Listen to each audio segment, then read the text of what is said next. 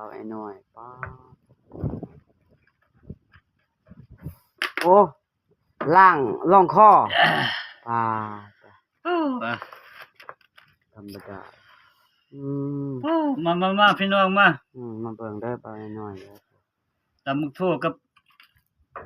แม่หยังปิ้งปลาดุกปิ้งปลาดุกบาไอ้น้อยกินปิ้งปลาดุกเบิ่งเด้อกับพี่น้องตำบัก เด้อ ทั่วเนี่ยลองเบิ่งดูพี่น้อง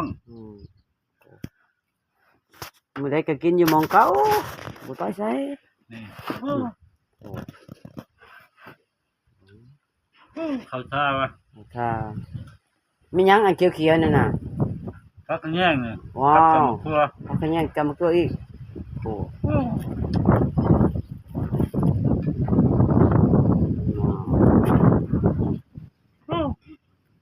กินลมพัดบ่อยๆเนาะกินง่ายสิโดๆได้วะลมพัดอีกโอ้คิดฮอดผู้สาวได้สักหน่อยได้บัดนี้บ่ โอ้เดี๋ยวว่าเดี๋ยวน้ำตาสิไหลบ่หน้ามันฮอดหน้าหนาวแล้วเด้คิดแด้ล่ะวะเพิ่นว่าก็ได้ผมว่ามันช่วยแล้ววะอีกตามบรรยากาศมันเนาะบ่อยหน่อยเนาะคนเฮาก็ว่าแล้ววะจังซี่แล้วคนผู้มื้อในสมัยนี้แหละอันนี้ก็นึ่งแตงกวาวะมีคนนึงว่าแต่งโอ้นี่นะ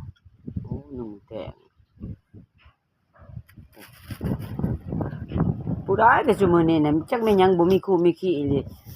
คันแม่นเกิบก็หาคู่ยากอันนี้มันจอดหลายI love you กัน